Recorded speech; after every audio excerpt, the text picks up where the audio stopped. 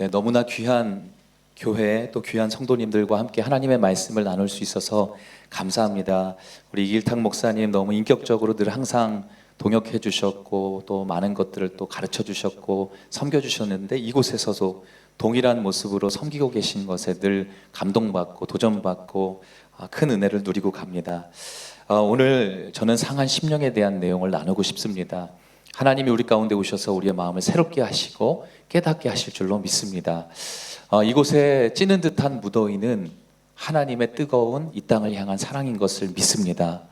그리고 그 가끔씩 불어오는 바람, 오늘 아침에 시원하더라고요. 저만 시원했나요? 시원하셨죠? 네, 이 시원한 바람은 하나님의 섬세한 사랑인 것을 또한 믿습니다. 이곳에서 고된 여정들 또 여러 가지 열심으로 성실히 살아가시는 여러분들의 삶 속에 하나님이 주시는 놀라운 섭리를 깨달으며 또 그 사랑들을 함께 나누고 그것을 고백하고 선포함으로 여러분들의 삶이 예배가 되길 원하고 간증이 되기를 주님의 이름으로 축복합니다. 하나님께서 기뻐하시는 예배는 상한 심령이라는 것을 우리 모두는 너무나 잘 알고 있습니다. 형식적인 예배의 형태가 아니죠. 상한 영혼으로 주께 나아가는 것을 말합니다. 그렇게 예배할 때 우리를 외면하지 아니하시고 우리의 예배를 받아주신다라는 말씀을 우리는 지금 읽었습니다. 그렇다면 어떻게 상한 영혼이 됩니까? 도대체 상한 심령으로 드리는 예배는 무엇입니까? 오늘 그 말씀 속으로 들어가 보도록 하겠습니다. 첫 번째, 나에게 다가오시는 하나님. 한번 따라서 말씀해 보시겠습니까? 나에게 다가오시는 하나님. 시편 51편 1절부터 5절까지의 말씀을 한 목소리로 읽어보도록 하겠습니다. 시편 51편 1절부터 5절까지의 말씀입니다. 시작. 오 하나님이여, 주의 신실하신 사랑으로 나를 불쌍히 여기소서. 주의 크신 자비로 내 죄과를 지워주소서. 내 모든 죄악을 씻어주시고 내 죄를 없애 나를 깨끗이 하소서. 내가 내 죄과를 압니다. 내 죄가 나를 떠나지 않습니다. 내가 오직 주께만 죄를 지었고 주 앞에서 악한 일을 저질렀습니다. 그러니 주의 말씀이 옳으시고 주께서 순전하게 판단하실 것입니다. 나는 분명히 죄 가운데 태어났습니다. 내 어머니가 죄 가운데 나를 잉태한 것입니다. 아멘. 오늘 본문의 표제어가 성경에 이렇게 기록되어 있습니다. 한번 띄워주시고요. 이 내용을 우리가 한번 읽어보죠. 시작. 다윗의 시, 다윗이 밧세바와 간음하고 나서 나단 예언자가 다윗에게 왔을 때 지은 시. 저는 이 표제어의 내용 중에 나단 예언자가 다윗에게 왔을 때, 여기서의 왔다라는 표현이 제 마음에 울림이 있습니다. 여러분, 이 왔다라는 것, 이 마음, 이 말씀, 이 내용에 잠시 여러분의 마음을 좀 머물기를 원합니다. 다윗은 그의 충성스러운 부하, 그 부하의 아내와 동침하는 죄를 짓게 됩니다. 심지어 그의 남편을 죽이기까지 하죠. 왜냐하면 그 죄를 숨기기 위해서는 완벽한 범죄를 저질러야 했기 때문입니다. 그래서 혼자만 알고 있는 비밀스러운 죄가 됩니다. 그러나 나단이 다윗에게 왔을 때 나단을 통해서 다윗의 죄가 드러납니다. 하나님이 그리고 그 다윗의 마음을 부서뜨립니다. 우리는 그것을 어떻게 알 수 있냐면 나단 선지자가 그에게 찾아오고 나서 그의 마음에 하나님의 마음을 전했을 때 그는 바로 즉시 우리가 오늘 읽은 본문의 이 말씀, 이 시를 짓게 됩니다. 그리고 그 시를 지음으로 하나님 앞에 회개하게 되죠. 다윗에게 오신 하나님, 우리에게도 오늘 하나님께서는 오십니다. 여러분의 믿음의 눈을 들어서 나에게 다가오시고 나에게 말씀하시는 그 하나님을 경험하는 축복이 있기를 원합니다. 아무도 모를 것 같고 나만 아는 죄 같지만 하나님께서 다 알고 계시고 그것을 책망하고 말씀하기 위해 내게 오십니다. 너무나 무서운 장면이죠. 내 죄가 드러나면 어떻게 될까? 많은 두려움 가운데 이 장면을 우리는 보게 됩니다. 그러나 내게 오신다라는 것은 아직 내게 영적인 기회가 있다라는 것입니다. 하나님이 내게 기회를 주시지 않는다면 하나님 내게 다가오시지 않을 것입니다. 다윗에게도 기회가 있었기 때문에 나단 선지자가 그의 마음 가운데 그에게 찾아온 것이지요. 하나님이 오실 때 숨거나 피하지 마십시오. 그 사랑의 채찍을 받으십시오. 다윗은 죄를 짓고 선지자 나단의 책망을 들은 후에 바로 회개의 시편을 기록했습니다. 그로 하여금 깨닫게 하신 것입니다. 선지자 나단이 그에게 오지 않았다면 그는 깨닫지 못할 것입니다. 그 사울과 동일한 길을 걸어가겠죠. 하나님께서 우리에게 오시지 않으면 우리도 역시 깨닫지 못하게 됩니다. 회개하지 못합니다. 우리에게는 그러한 능력이 없습니다.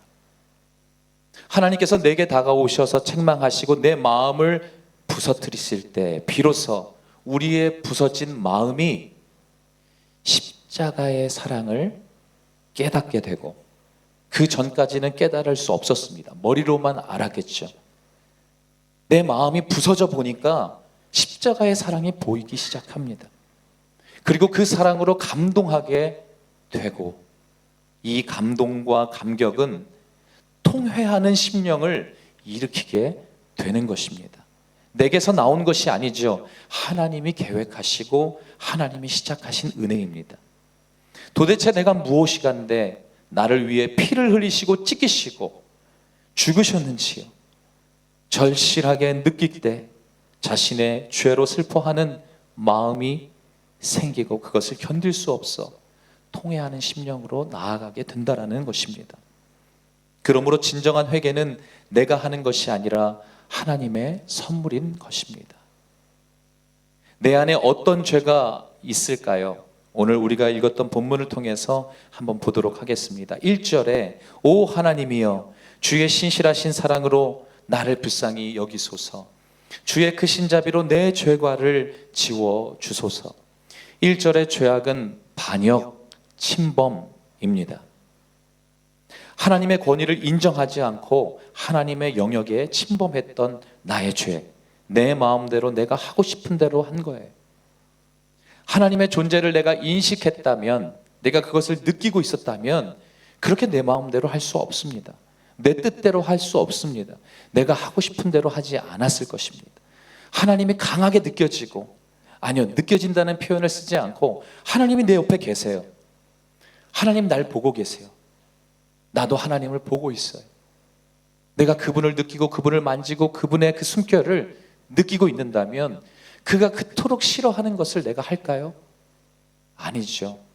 그가 잠시 멀리 계신 것 같고, 이 교회에서 예배 드릴 때는 하나님이 느껴지는 것 같지만 나 홀로 있을 때는 그분이 안 계신 것처럼 부재한 그 느낌을 받고 있기에 우리는 그가 원하는 것을 하지 않고 그가 원하지 않는 것을 하게 된다는 것이죠.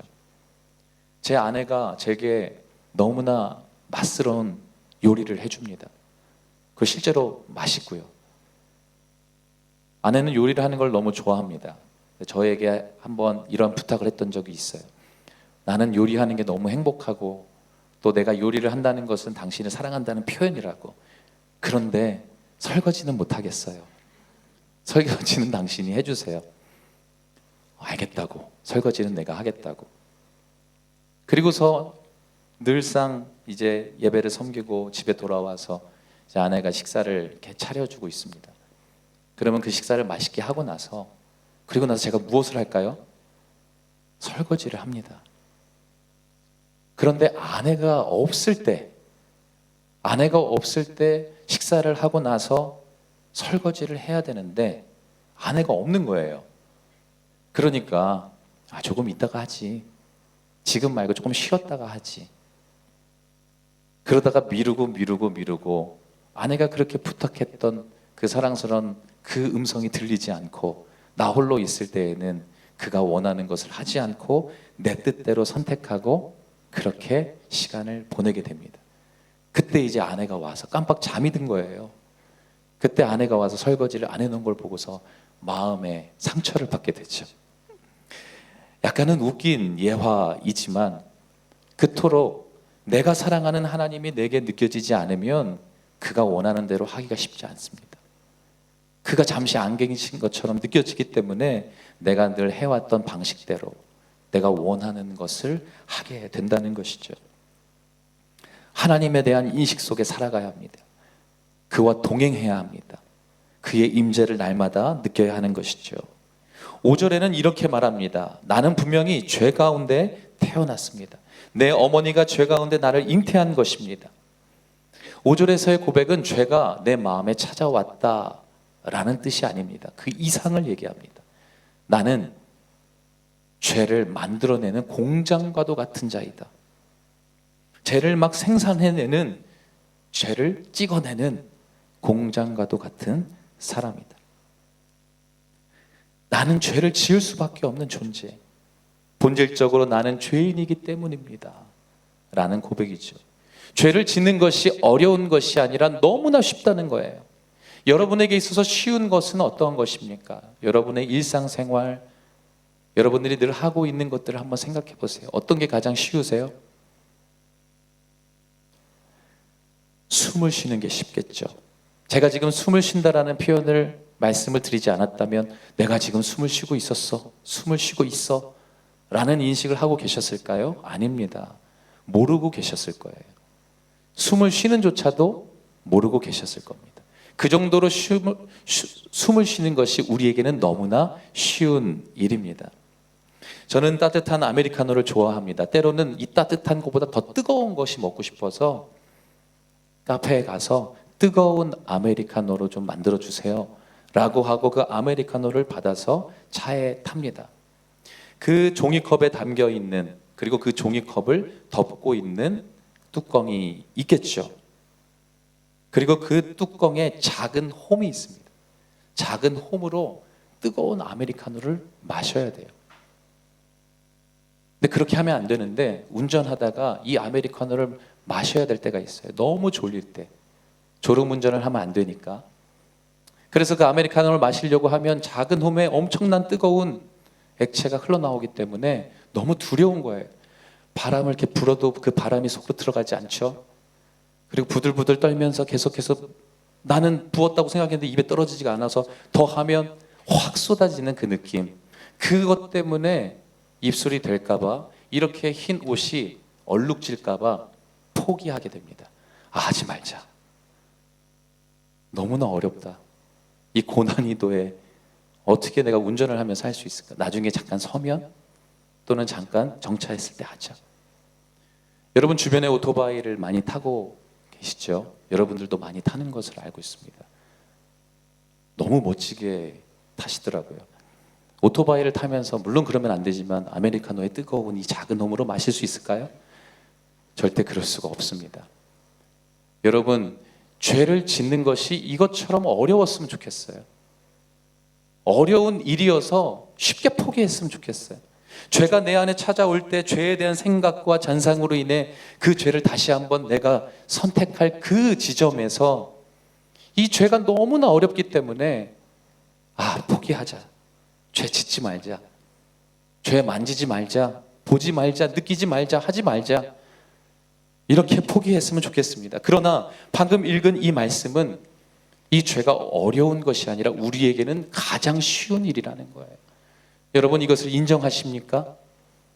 이것을 여러분 마음 가운데 인정하려면 하나님이 나단 선지자와 같이 우리의 마음 가운데 찾아오셔야 돼요. 비로소 그것을 깨닫게 됩니다. 우리 모두는 죄인이기 때문에 죄를 짓는 것이 너무나 쉽습니다. 오늘도 내 마음에 다가오시는 그 주님으로 인하여 내가 죄인인 것을 깨닫고 통회하는 회개가 우리의 삶 가운데 시작되기를 주님의 이름으로 축복합니다. 두 번째, 나의 뼈를 꺾으시는 하나님. 우리 함께 읽어보겠습니다. 시작. 시편 51편 8절에서 12절의 말씀을 한 목소리로 읽어보겠습니다. 시작. 내게 기쁘고 즐거운 소리를 듣게 하소서.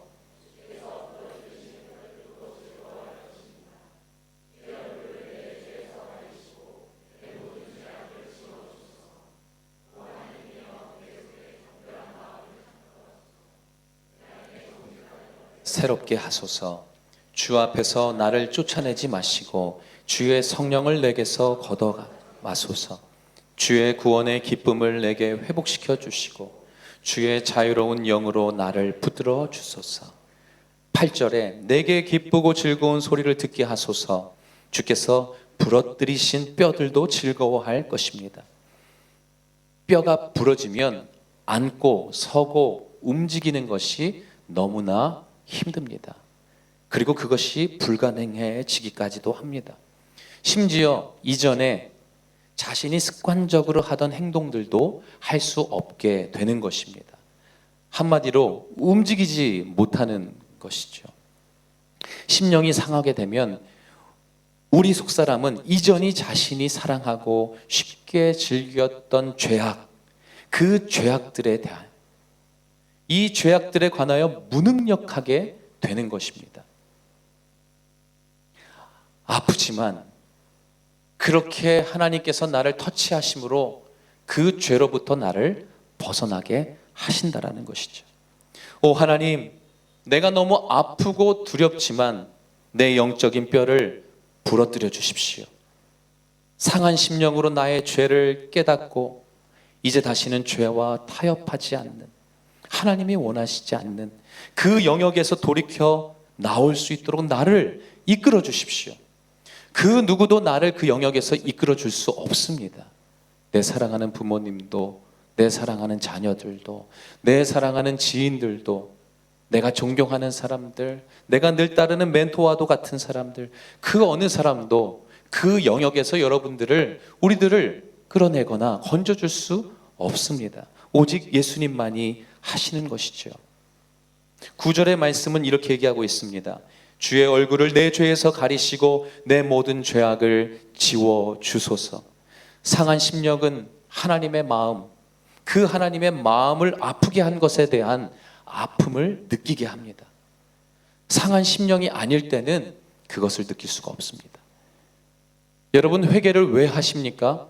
해야 되기 때문에 하십니까? 저는 한번 생각해 봤는데 내가 회개를 왜 할까? 찬양 인도를 섬기기 위해, 또 사역을 하기 위해 이제 단위에 올라가야 되고 그 장소로 가야 되는데 막 죄들이 생각나는 거예요.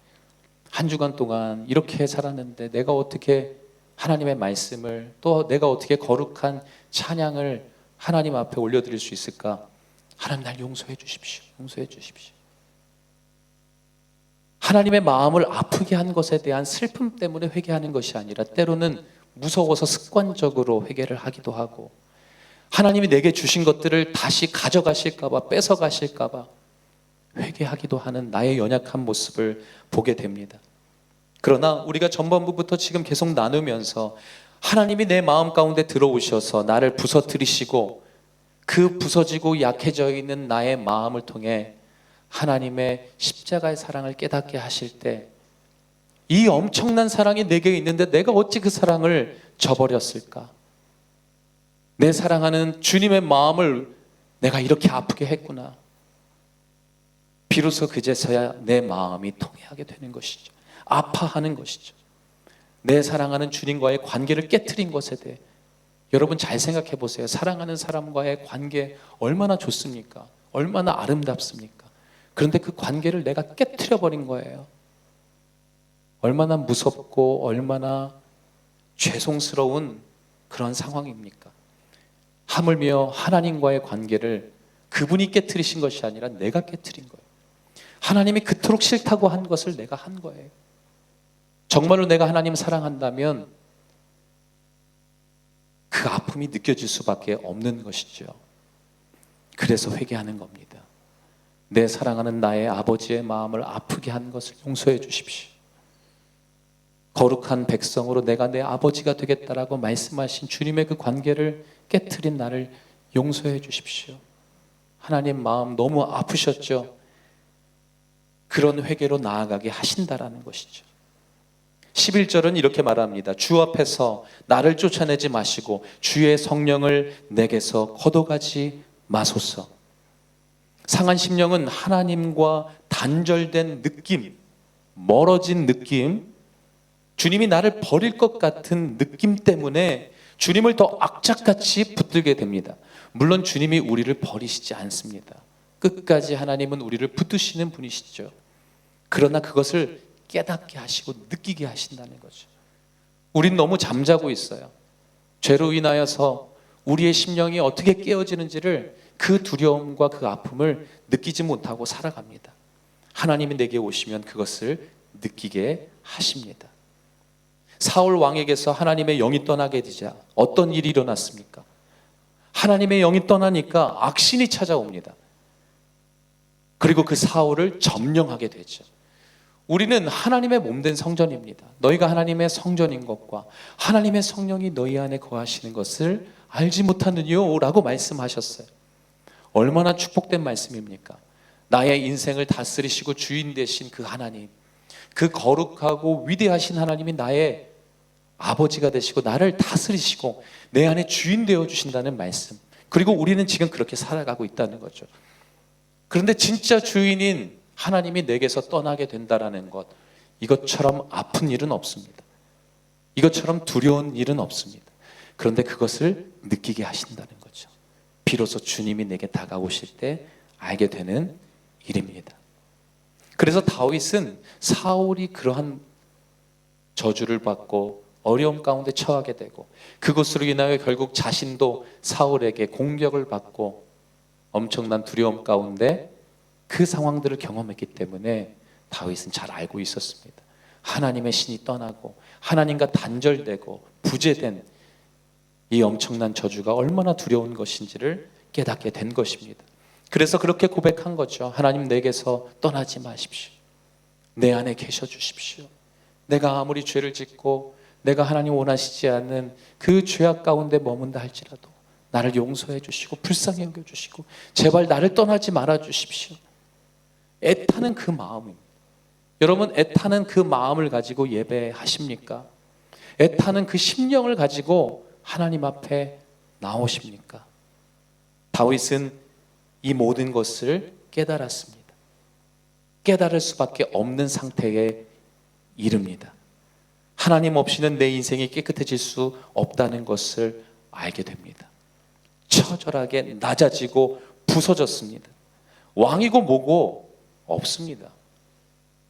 가장 냄새나는 죄인이고 은혜와 긍휼 없이는 아무것도 할 수 없는 연약한 존재라는 것을 깨달았습니다. 그래서 주님을 찾을 수밖에 없고 그분의 그 옷자락을 붙을 수밖에 없는 상태가 된 것입니다.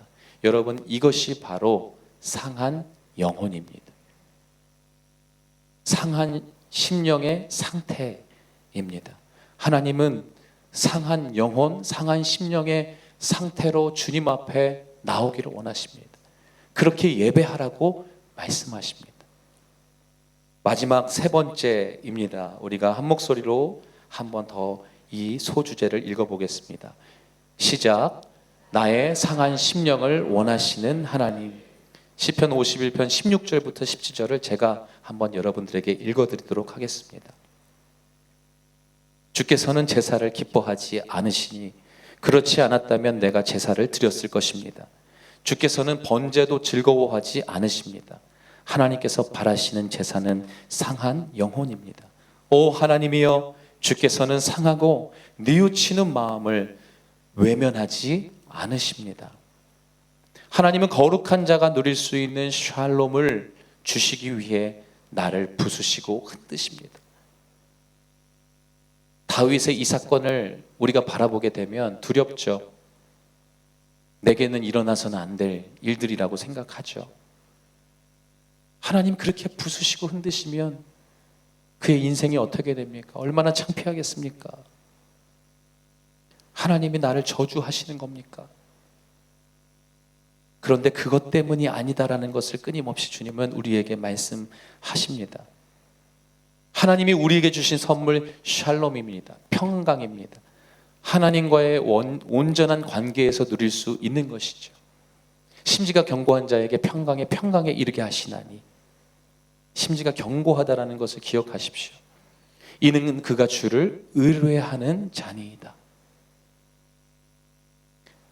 주님을 실질적으로 의지하고 의뢰할 때 머리로만 하는 게 아니에요. 찬양할 때 주는 나의 힘이요 주는 나의 힘이요 주만 의지하리, 찬양으로 끝나는 그런 상태를 얘기하지 않아요.